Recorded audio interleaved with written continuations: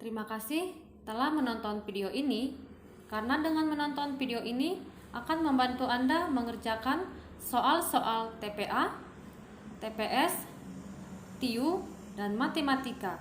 Dan jangan lupa ya, dukung channel saya dengan cara like, share, dan subscribe video ini. Terima kasih. Pagi adik-adik sekalian beserta anak didik kami sekalian. Hari ini kita masuk ke materi persamaan trigonometri matematika peminatan kelas 11. Oke, lanjut materi kita ya. Nah, adapun untuk memasuki persamaan trigonometri ini ada beberapa yang harus kita pahami bersama. Yang pertama itu merupakan dasar teori. Artinya apa? Sebelum masuk ke sini kita harus tahu dulu dasar teori yang harus kita pelajari. Ya. Oke. Yang pertama dasar teorinya ya. Dasar teori. Oke. Dasar teori yang pertama yang harus kita pahami itu adalah masalah di kuadrannya. Dasar teori yang pertama itu kuadran. Oke ya. Jadi di dalam trigonometri kita sudah paham bahwasanya dibagi menjadi 4 wilayah atau 4 kuadran. Yang artinya untuk trigonometri kita belajar mengenai sinus. Sinus itu akan positif ya. Sinus bertanda positif itu di kuadran, ini saya bikin positif dan ini negatif. Oke ya. Sinus bertanda positif itu berada di kuadran 1 dan di kuadran 2. Sementara lawannya dia akan negatif di kuadran 3 dan di kuadran 4. Kemudian kita masuk ke cos, di mana kosinus itu akan bertanda positif di kuadran 1 dan di kuadran 4. Dengan kata lain yang negatif ya sisanya berada di kuadran 2 dan di kuadran 3. Kemudian tangen, satu lagi ya, tangen. Tangen juga akan positif di kuadran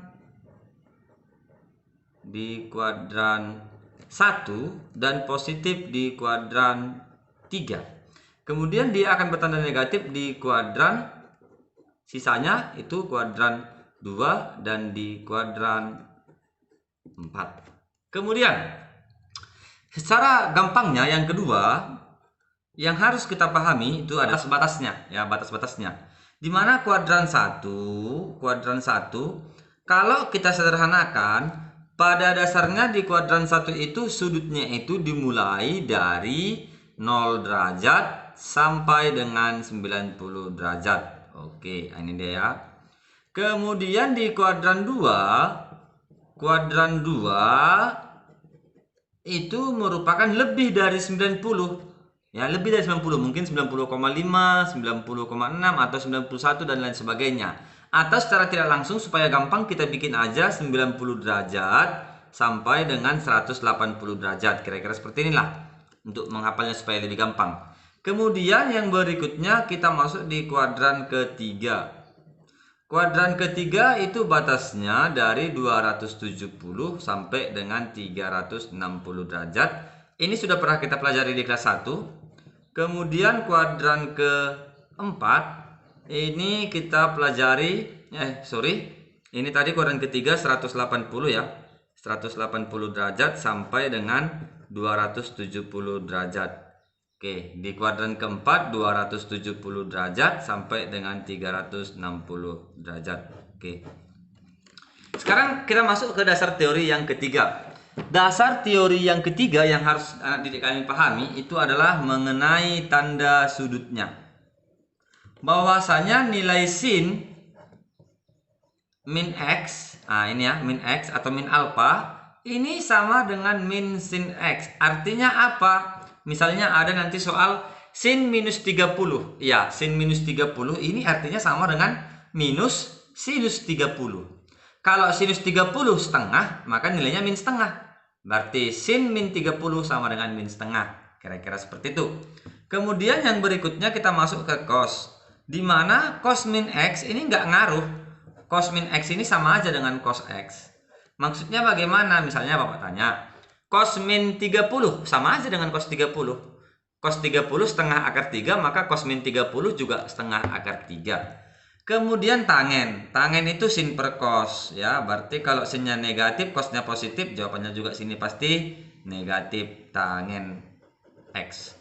Jadi yang berbeda di sini hanya si cosnya saja. Dimana sin dan tangen tetap bertanda negatif, sementara cos berubah. Sementara cos tetap positif, sin dan tangen berubah jadi negatif. Itu ya. Ini dasar-dasar teori kita. Kemudian kita masuk ke yang berikutnya. Dasar teori yang berikutnya sebenarnya ini sudah pernah kita pelajari.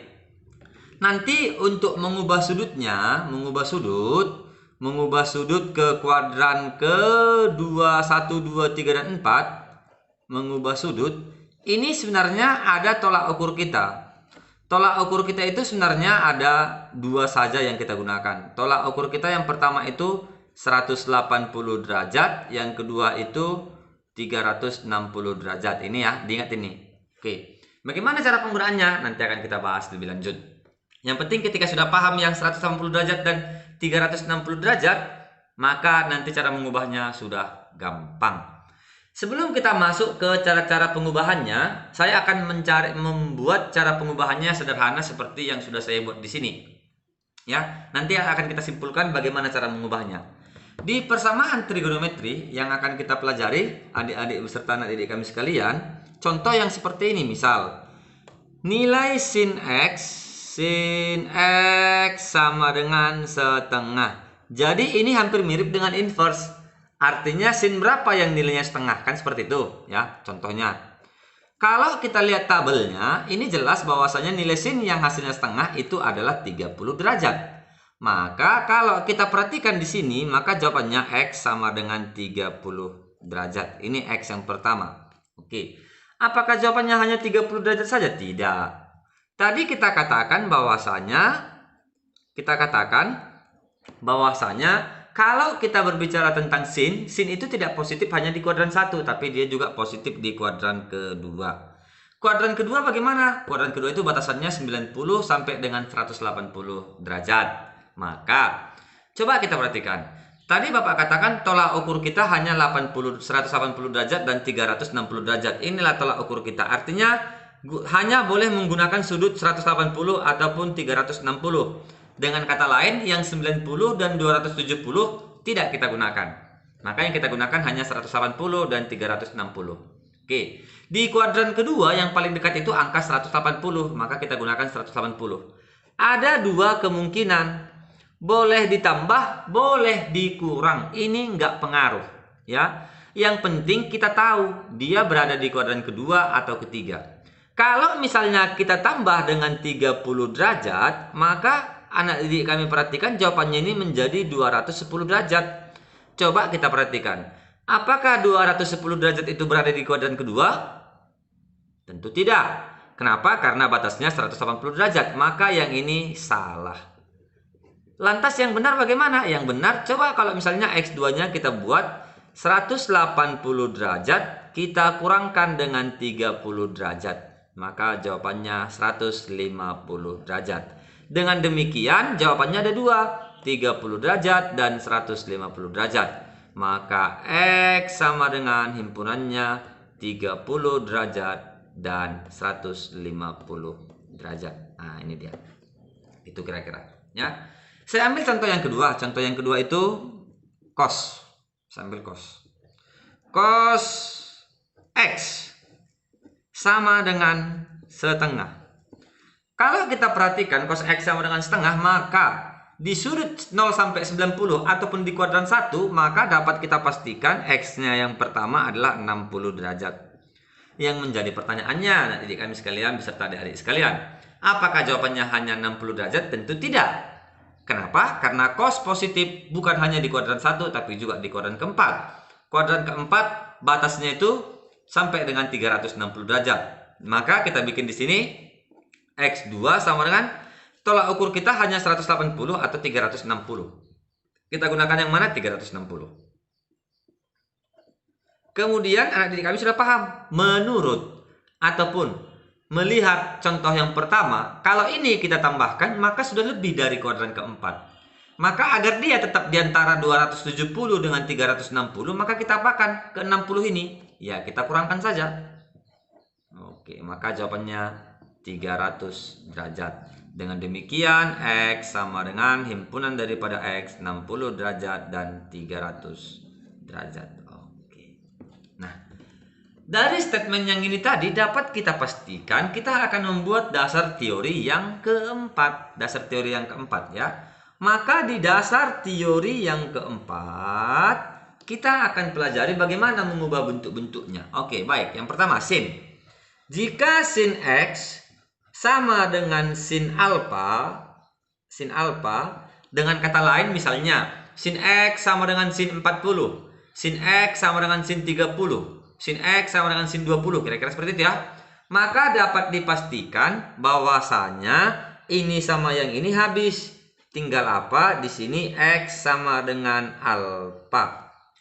Apakah X-nya hanya sama dengan alpha? Tidak, ada dua. Yang pertama, maka dapat dipastikan bahwasanya X, sini saya bikin ya, X itu sama dengan ya alpha tambah dengan 2V kita kalikan dengan K, di mana K-nya ini nanti akan saya kasih tahu apa ya. Yang kedua, X itu sama dengan mirip ke yang tadi. Yang mana? Yang ini. Kan untuk X kan tadi kalau untuk sin kan dikurangkan. Nah, maka kita kurangkan aja. Maka X sama dengan 180 kita kurangkan dengan alpha tambahkan dengan 2V kita kalikan dengan K. Oke. Kemudian yang berikutnya untuk cos juga sama. Jika dikatakan di sini cos X sama dengan cos alpha, maka dapat dipastikan coret cos dengan cosnya, maka sisa X sama dengan alpha. Ada dua juga jawaban. Jawaban yang pertama, bahwasanya X sama dengan, nah ini dia ya, X sama dengan alpha tambah dengan 2V kita kalikan dengan K. Kemudian yang berikutnya, di mana di sini kita bikin yang kedua itu X sama dengan, nah ini dia ya. Yang kedua bisa kita bikin yang ini aja. Bisa yang ini ya. Kita bikin di sini apa? 360 derajat kita kurangkan dengan alpha. Ini kita kurangkan dengan alpha. Atau bentuk yang ini juga sering dibikin seperti ini ya. Sering dibikin seperti ini. 2V kali K. Nah ini dia. 2V kita kalikan dengan K kurangkan dengan alpha. 2V ini kan 360 ya, sama aja 360 kali K kita kurangkan dengan alpha. Kemudian yang ketiga kita akan masuk ke tangen. Ya, tangen ya. Sini saya bikin tangen X sama dengan tangen alpha, maka dapat dipastikan bahwasanya X sama dengan alpha. Maka jawaban apa yang bisa kita simpulkan dari sini? Kalau untuk tangen jawabannya cuma satu ya. Jawaban tangen cuma satu, di mana X sama dengan 180 kita kalikan dengan K tambahkan dengan alpha. Oke, ini dia dari sini. Dasar teori kita cuma ada 4 untuk materi yang dasar ini, maka nanti semua contoh-contoh soal bisa kita kerjakan. Berikutnya coba kita perhatikan. Ya, Pak, semua ada K-nya. Emang K ini apa? K ini merupakan bilangan bulat. K ini merupakan, K sama dengan merupakan bilangan bulat, elemen bilangan bulat ya. Bilangan bulat. Maksudnya bagaimana ini? Maksudnya seperti ini. K ini bebas kita ganti mulai angka berapa saja. Boleh kita ganti K-nya ini dengan elemen K itu boleh kita ganti sampai mulai dari minus ya. Bisa minus, bisa dari 0, bisa 1, bisa 2 dan seterusnya, dan juga bisa minus 1, bisa minus 2 dan seterusnya. Selagi dia memenuhi syarat, K-nya boleh diganti angka berapa aja, nggak ada masalah ya. Nah, ini dasar teori yang pertama tadi, yang ini. untuk menambahi dasar teori yang ini. Nanti akan kita buktikan di contoh soal. Yuk, kita masuk ke contoh soal. Contoh soal. Oke ya, ini dia. Saya akan bahas mungkin sekitar 2 contoh soal saja. Yang pertama, yuk kita lihat di sini. Andai kata di soal dibikin, misalnya saya ambil langsung dari LKS saja. LKS kita ya, dikatakan seperti ini. Misal ya, di LKS 1, LKS 5 nomor 1 dikatakan bahwasanya sin X itu sama dengan sin 43. Maka langkah sesuai dengan aturan sin tadi, coba kita lihat sin, ini kita coret. Maka sini dapat kita pastikan bahwasanya X-nya itu sama dengan 43 derajat. Apakah hanya ini saja? Coba kita tes. Di mana nanti batas-batasnya pasti dikasih tahu. Di soal ini dibatasi X-nya. X-nya itu harus lebih besar sama dengan 0 dan lebih kecil sama dengan 360 derajat. Berarti anak didik kami mencari wilayah-wilayah yang antara 0 sampai 360. Nggak boleh lebih. Tadi kita bahas bahwasanya sin itu ada 2 cara mengerjakannya. Cara yang pertama itu adalah yang mana tadi? Yang ini ya. Yuk kita bikin. Maka X sama dengan alfanya sekarang ini, alfanya 43 derajat. Inilah yang sebagai alfa. Oke. X sama dengan 43 derajat. Tambah dengan 2V. 2V ini kalau kita ganti 2V ini sama dengan 360 ya. Setiap ada kata 2V, ini 360 derajat. 2V 360 derajat. Tapi kalau V ini 180 derajat. Ini V ya, 180 derajat. Di situ dibikin 2V kita kalikan dengan K. Oke. Tadi sudah kita katakan bahwasanya 2V itu sama dengan 360 derajat. Oke. K-nya bebas, K-nya bebas. Kalau misalnya K-nya kita bikin negatif, misalnya min 1. Berarti ini kan jadi minus. Jawabannya minus, emang bisa minus? Tidak bisa. Maka K-nya kita mulai dari angka 0. Pada saat K-nya sama dengan 0, maka X-nya sama dengan berapa? 43 derajat tambah dengan ini 0. Setiap 0 kita kalikan dengan berapapun ya jawabannya 0. Maka jawabannya 43 derajat. Kemudian yang kedua, kalau K-nya misalnya sama dengan 1, K sama dengan 1, maka X sama dengan 43 derajat tambah dengan K-nya 1. 1 kali 360, 360 derajat. Ini sudah 403 derajat. Sudah tidak memenuhi. Kenapa tidak memenuhi? Karena batasan yang diminta itu hanya sampai 360 derajat. Apakah cuma ini jawabannya? Tidak, kan ada tadi yang kedua. Yang kedua kan ada yang ini. Nah, kita masuk yang kedua. Di mana X katanya sama dengan 43 derajat tambah dengan 43 derajat yang mana tadi? Oh, sorry ya ini. Sorry, yang kedua tadi yang ini ya. 180 derajat kita kurangkan dengan alfa. Alfanya 43 derajat. Tambahkan dengan ini 2V ini saya ganti aja supaya nanti kami tidak bingung. 2VK ini nanti kita bikin jadi 360 kali K. Yang penting ini pasti selalu kelipatan 360. 360, 720 dan lain sebagainya. Yuk, kita lihat. Maka X-nya sekarang berapa? 180 kurang 43, ini 137 derajat. Tambah dengan yang ini. Kalau K-nya sama dengan 0, maka ini 0. Jawabannya 137 derajat. Kalau K-nya 1, ini 360. 360 tambah 137, sudah lebih dari 360. Sudah pasti tidak memenuhi. Maka langsung aja X-nya sama dengan elemen daripada berapa tadi? 43 derajat dan 137 derajat. Oke. Ini dia ya, kira-kira ya. Oke, saya rasa untuk yang contoh pertama paham ya. Saya akan masuk ke contoh yang kedua. Contoh yang kedua ini saya akan membahas tentang cos. Tadi sin udah, sekarang cos. Ya, sekarang cos. Jika cos X sama dengan cos 15 derajat. Oke, sorry, ini contoh yang kedua cos setengah X. Nah, ini dia. Jika cos setengah X sama dengan cos 15 derajat, maka yang pertama cosnya kita matikan. Ini sisa setengah X sama dengan 15 derajat. Oke, ini dia. Maka anak didik kami, yang pertama yang kita lakukan, ini selalu harus tetap 15 derajat, setengah X. Jangan langsung dikali 2 ini tidak boleh. Ketika ini kamu kali silang langsung, maka jawabannya pasti salah. Jadi tetap untuk sementara ini selalu setengah X. Kalau tadi soalnya X, maka sekarang setengah X. Langkah yang pertama untuk cos tadi apa kita katakan untuk cos? Dimana cos X, sorry ini saya hapus dulu. Dimana kalau sini setengah X, maka kita tulis setengah X. Setengah X sama dengan, kan ini, apa tadi? Alfa tambah dengan 360 kali dengan K. Oke ya. Alfa tambah 360 kali dengan K, di mana alfanya sama dengan 15 derajat. Oke, kita bikin setengah X sama dengan, ini ya.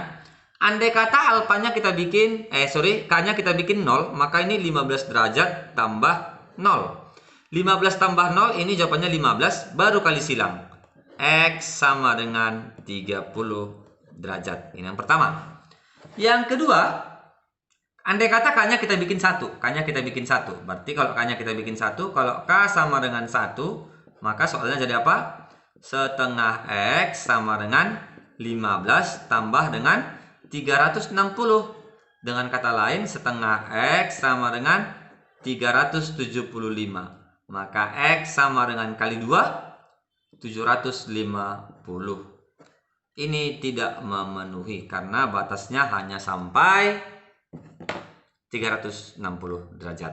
Nanti tergantung soal ya. Nanti ada soal yang lebih dari 360.